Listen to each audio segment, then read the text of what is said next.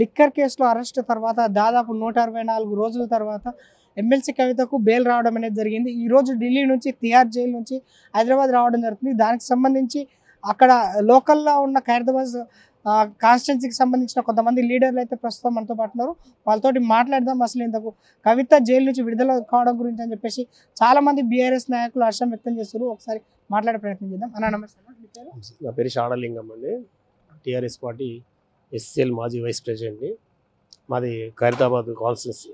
ఏ విధంగా ఫీల్ అవుతారన్న ఇక్కడ బెయిల్ రావడం చాలా రోజుల తర్వాత దాదాపు ఒక మహిళను 124 రోజులు బెయిల్లో జైల్లో పెట్టడం గురించి అని చెప్పి మీరేమంటారు? ఈరోజు బెయిల్ రావడం గురించి అని మీరు కవిత గారిని ఈడీ అరెస్ట్ చేసిన తర్వాత, సిబిఐ వాళ్ళు అరెస్ట్ చేసిన తర్వాత కేసీఆర్ గారు, మా గౌరవ అధ్యక్షులు మాజీ సీఎం గారు ఏం చెప్పిందంటే, కడిగిన ముత్యంలా వస్తుంది నా బిడ్డ. అలాగే ఈరోజు సార్ అన్నట్టుగానే, మా కేసీఆర్ గారు అన్నట్టుగానే కడిగిన ముత్యంలాగా ఎటువంటి అభియోగాలు ఆమెను నిరూపించలేకపోయినాయి. ఈరోజు సుప్రీంకోర్టు బెయిల్ ఇవ్వటము మాకు చాలా సంతోషకరమైన విషయం. ఆమె రావటము పార్టీకి ఒక ఊపు తెస్తుందని ఆలోచిస్తున్నాము.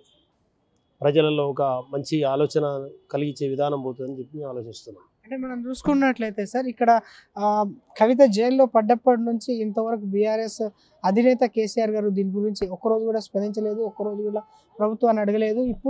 ఇప్పటికీ విడుదలైన జైలు నుంచి బెయిల్ వచ్చి విడుదలైన తర్వాత కూడా ఒక్క మాట ఇట్లా మాట్లాడలేదు. దీని గురించి ఏమని అంటారు? ఫ్యూచరు సార్ ఆలోచన విధానం ఎట్లుంటుందంటే, ఆయన ఆలోచన ఎప్పుడు కూడా ఎదుటి వాళ్ళను డామినేట్ చేసే విధంగా త్వరగా మాట్లాడు. ఎందుకంటే ఆయన లోపల ఏముంది అనేది అది అంతర్గతంగా ఉంటుంది, బయటికి చెప్పే అవసరం లేదు. ఎందుకంటే తన సొంత కూతురు కాబట్టి, జైల్లో ఉంది కాబట్టి కామెంట్లు చేస్తే తప్పుడు ప్రచారం పోతుందని చెప్పి ఆలోచనతోటి మాట్లాడలేకపోయాడు. ఆయన చేసే ప్రయత్నాలు చేశారు.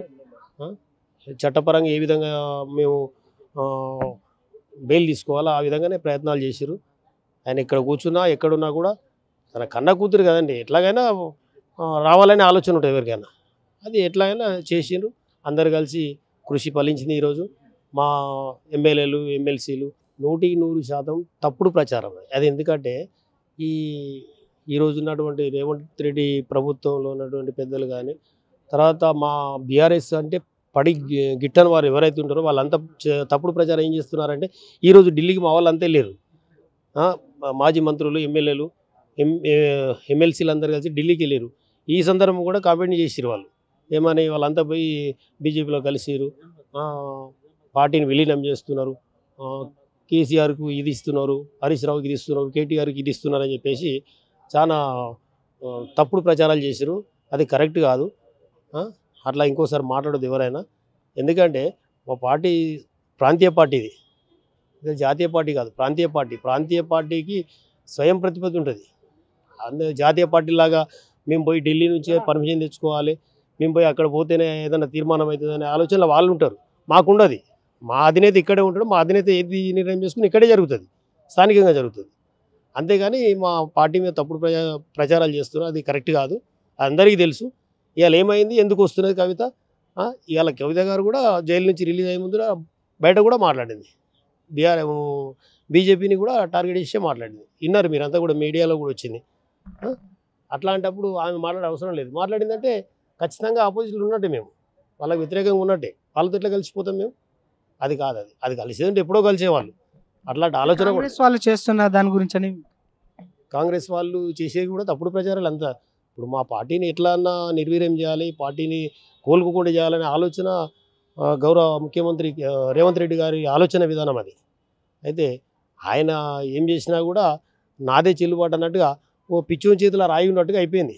రేవంత్ రెడ్డి అంటే ఒక సీఎం కుర్చీకి వచ్చినటువంటి హుందాతనాన్ని కాపాడతలేడు ఆయన.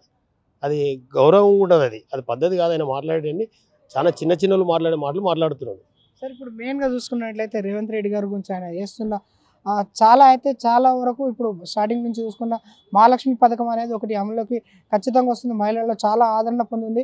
ఇంకోటి ఏంటంటే రీసెంట్గా తెచ్చిన భూ కబ్జాదారుల కోసం అని చెప్పేసి చెరువులు నాలాలు కాపాడుకోవడం కోసం హైడ్రా అనేది తీసుకొచ్చిండు.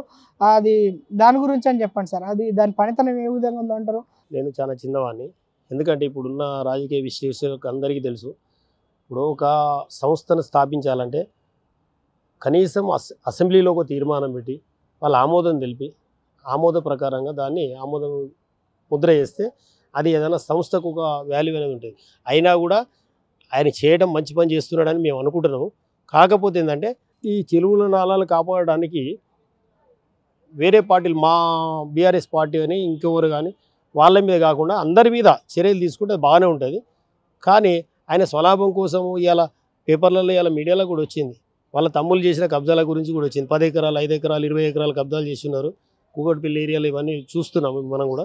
మెయిన్గా చూసుకున్నట్లయితే ఓవైసీకి కొన్ని ఆస్తులు ఉన్నాయి, చెరువు కట్ట ప్రకారం వాళ్ళు మొత్తం ఆక్రమించుకొని స్కూల్ కాలేజీలు కట్టిరు అని చెప్పేసి కొన్ని ఎలిగేషన్స్ వస్తున్నాయి సార్. దీని గురించి అని దానిపైన హైడ్రా కాటేస్తుందా సార్ దాన్ని అని చెప్పేసి ఇప్పుడు ఓవైసీ గారు అన్నట్టుగా ఇప్పుడు రేవంత్ రెడ్డి గారు పుట్టలేదు, నేను పుట్టలేదు. ఏది నిజాం నవాబులు చేసినటువంటి చెరువులకు హద్దులు, ఆ హద్దుల రాళ్ళు ఇంకా ఉన్నాయని చెప్పి ఓవైసీ గారు చెప్పిండు. అది ఒకసారి హైడ్రా కూడా పరిగణలో తీసుకొని వాస్తవం కాదని వాళ్ళు కూడా చూస్తే మంచిదే. అది ఆయన ఓవైసీ గారు చేసిన కామెంటు కరెక్టే, అది తప్పేం లేదు ఆయన చేసింది. దీన్ని ఎంతవరకు మీరు తీసుకుంటున్నారు సార్? ఎందుకంటే చాలా వరకు ఇప్పుడు బీఆర్ఎస్ వాళ్ళకి సంబంధించిన ఆస్తులను వాళ్ళు భూ కబ్జా చేసారు. గతంలో అడ్డగోలుగా పర్మిషన్లు ఇచ్చి అడ్డగోలుగా అక్రమంగా బిల్డింగ్లు కట్టాలని చెప్పేసి పర్మిషన్ ఇచ్చారని చెప్పేసి అంటారు. దాని గురించి మీరేమంటారు సార్? బ్రదర్, ఇప్పుడు నిన్ననే చూసిరు మీరు, మన కన్వెన్షర్ నాగార్జున దాని గురించి చూసారు. నాగార్జునకు పర్మిషన్ ఎవరు ఇచ్చారండి? వైఎస్ రాజశేఖర రెడ్డి. 2010లో ఎవరున్నారండి? బీఆర్ఎస్ పార్టీకి ప్రభుత్వం ఉందా? టీఆర్ఎస్ ప్రభుత్వం ఉందా? మా కేసీఆర్ గారు సీఎం ఉన్నాడా? కేటీఆర్ గారు ఉన్నాడా? ఎవరు లేరు. అప్పుడు మా ప్రభుత్వం రాలేదు ఇంకా.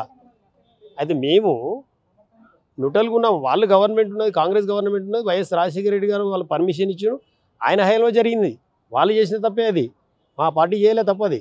వాళ్ళు చేసిన దాన్ని కప్పిపుచ్చుకోవడానికి వాళ్ళ కేటీఆర్ పర్మిషన్ ఇచ్చిండు, కేటీఆర్ చేసిన కేటీఆర్ మీద అభియోగాలు ముప్పుడు అది కరెక్ట్ కాదు. అది